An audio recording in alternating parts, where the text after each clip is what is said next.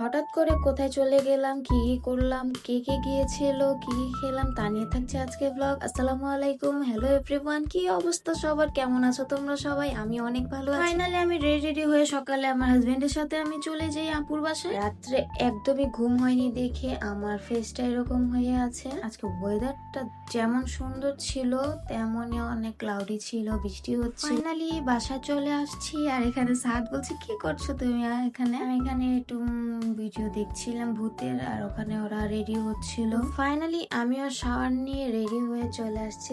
চলো এখন আমরা রেডি হই। তার আগে দেখি সাহাদরা কি করছে। এ দেখো তারাও রেডি হয়ে বসে আছে। এখন জাস্ট আমি রেডি হবো, আপু রেডি হবো, দেন চলে যাবো। এখানে আমার হাজবেন্ড সেদিন আমাকে এত সুন্দর সুন্দর পেটি পেটি কাশ্মীরি চুড়ি কিনে দিয়েছিল, এখন আমি এগুলো পরবো। আর অনেকেই আমার এই ভিডিওটা দেখে বলবে আমি মোটা হয়েছি, হ্যান হয়েছি, ত্যান হয়েছি। হ্যাঁ আমি মোটা হয়েছি, এখন আমাকে কেমন লাগে সবাই বলবা কমেন্টে। আমি অনেক তাড়াহুড়োয় ছিলাম গাইস, কারণ সবাই রেডি হয়ে গিয়েছে, আমি অনেক লেট। যাই হোক তাড়াতাড়ি করে রেডি হয়ে চলো। এই তো আমার ফাইনাল লুক। আমি অনেক সিম্পল সেজেছি কারণ অনেক গরম ছিল কালকে। আর এই তো আমার ফাইনাল লুক। আমাকে কেমন লাগছে অবশ্যই কমেন্টে বলবা। আর একটা টুইস্টের কথা বলেছিলাম গতকালকে ভিডিওতে, যে আমার হাজবেন্ড আমাকে একটা সারপ্রাইজ গিফট করেছিল।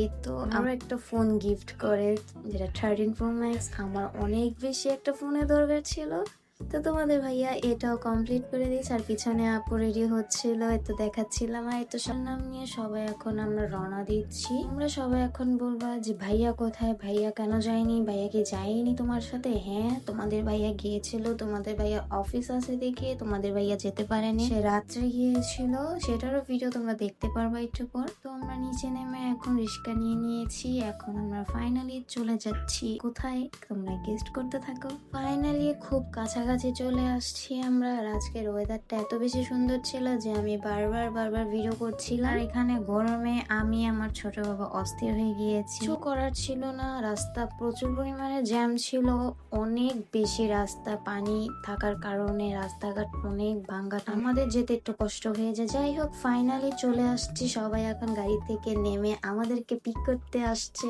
আমার ভাই তারা দেখো কত পরিমাণে এক্সাইটেড আমাদেরকে দেখে। হোক সবাই লিফটে উঠে গিয়েছি, এখন আমরা চলে যাচ্ছি আমার খালামণিদের বাসায়। এন্ড ফাইনালি উপরে চলে আসছি। একে আমাদের জন্য অপেক্ষা করতেছে আমার ছোট বোন আকসা। এন্ড সবার সাথে এক এক করে দেখা করছি। এখানে আমার ছোট আন্টি, ওখানে আমার মেজো আন্টি। তো সবার সাথে দেখা করার পর আমার ছোট ভাইয়ের রুমে যেয়ে দেখি তার উইন্ডোর থেকে এত সুন্দর ভিউ আসতেছিল, যা বলার মতন না। অনেক লেট হয়ে গেছে, যে আমরা সাথে সাথে খাবারের টেবিলে বসে যাই। এন্ড আমাদের জন্য অনেক মজার মজার খাবার রান্না করেছিল আমার ছোট আন্টি। এন্ড আমাকে কেমন লাগতেছিল সেদিন অবশ্যই কমেন্টে বলবা তোমরা। আমি তো বারবার এই চুড়িগুলাই দেখছিলাম, কজ আমার এত ফেভারিট এই চুড়িটা, তোমাদের ভাইয়া আমাকে দিয়েছিল। এন্ড আমাকে সানলাইটে কেমন লাগছে অবশ্যই বলবা তোমরা। তো দেখতে দেখতে বিকালের নাস্তাও শেষ করে ফেললাম আমরা। বিকালেতে অনেক ইয়ামি খাবার ছিল, সেখানে ছিল একটা আমের আইসক্রিম যেটা আন্টি বানিয়েছে নিজে হাতে। এই ভিউটা দেখার জন্য অনেকক্ষণ ওয়েট করছিলাম আমরা। আমার ছোট ভাই মডিফাই রুম, সে এত ইউনিক জিনিস আনছে বলার মতন না। তো ওয়েট করতে করতে আমার মা, আমার ছোট আন্টি চলে আসছে। এখানে সবার থেকে লেজি হচ্ছে এই মেয়েটা। এই মেয়েটার কথা নাই বলি তোমাদেরকে, এই মেয়েটা সব জায়গায় এত লেট করে করে যায় যা বলার মতন না। ওদেরকে সাথে সাথে খাওয়ারের টেবিলে বসে দেওয়া হয়, কারণ তারা অনেক জার্নি করে আসছে। আমরা তো বিকেলে চলে গিয়েছিলাম বলে খাওয়া দাওয়া শেষ করে উঠতে পেরেছি। সবার শেষে আমার ছোট আন্টি কাঁঠাল ভাঙতেছিল, আর এখানে আমি একটা ফানি ভিডিও করেছিলাম, তোমরা সবাই দেখেছিলে। যাই হোক মজা কাঁঠাল খেয়ে রুমে চলে গিয়ে আমরা সবাই বোনেরা ভাইয়েরা মিলে গান শুনতেছিলাম। এন্ড এখান মধ্যে তোমাদের ভাইয়া কল দিয়ে দেয়, তার নাকি আমাকে দেখার অনেক বেশি ইচ্ছা করতেছিল, কারণ সে দোকানে। আর আমাকে বলতেছে আমি তো আসবো না। তারপরে আমি রাগ রাগ করার পর, মায়ের দেখানোর পর সে বলছে আচ্ছা আসবে। আমরা অনেকে জানতে চেয়েছিলে তোমাদের ভাইয়া আমাদের সাথে আসেনি, তার দোকান আছে, সে রাত্রে আসবে, তাই বলে আমাকে আগে পাঠিয়ে দিয়েছে। তো সবকিছু শেষে আমি এখন চলে যাচ্ছি স্কিন কেয়ারে। আমার আর ভালো লাগতেছে না মেকআপ রাখতে, সবার আগে স্কিন কেয়ার তারপর সবকিছু। তো স্কিন কেয়ারটা শেষ করে আমি ফেস ওয়াশ দিয়ে আগে মুখ ধুয়েছি, দেন ময়শ্চারাইজার ইউজ করেছিলাম, সেটার ক্লিনজার নেওয়া হয়নি। ফাইনালি আমার ফেস একদম ক্লিন হয়ে গিয়েছে।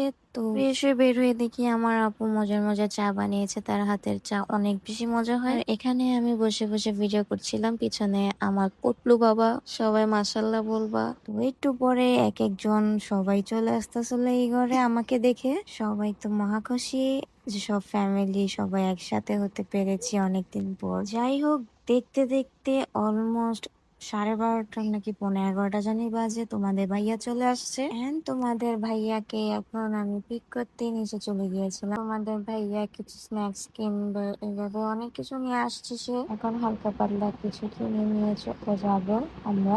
আর এখানে তার অনেক বেশি খিদা লেগেছিল, তার জন্য খেয়ে ফেলতেছিল।